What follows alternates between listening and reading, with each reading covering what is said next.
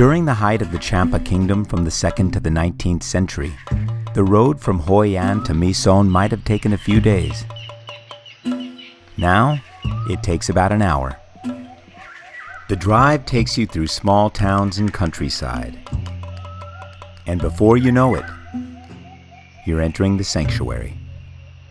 Soon, the first signs you're traveling back into history rise from the jungle floor and show themselves.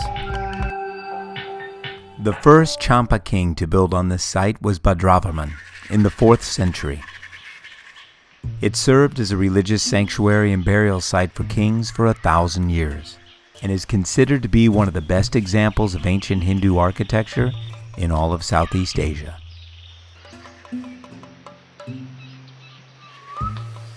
The rustling of the wind through the leaves and the gentle waters flowing in the streams are nature's time machine, and make it clear why the Cham chose this valley to build a religious sanctuary. You can't help but feel connected to the earth in this place. It's timeless. The material used to build these structures was primarily red brick, and they spring from the earth through gashes in the surrounding jungle. The Cham were a major power in this region for over 1,500 years, and things weren't always so peaceful, as they lived in a near constant state of war with the surrounding kingdoms. It is tempting to believe that the Cham people here were a peace-loving people because of the temples they left behind, but in fact they were basically pirates that made their living by raiding passing ships and were in a constant state of war with the Vietnamese and the Khmer down to the south, and in fact were defeated and completely absorbed by the Vietnamese people here in this area. Sometimes looks can be deceiving. As always, the victors write the history books, and not all historians agree the Cham were pirates, but one thing is certain. They were finally defeated in 1832 at the hands of the Vietnamese.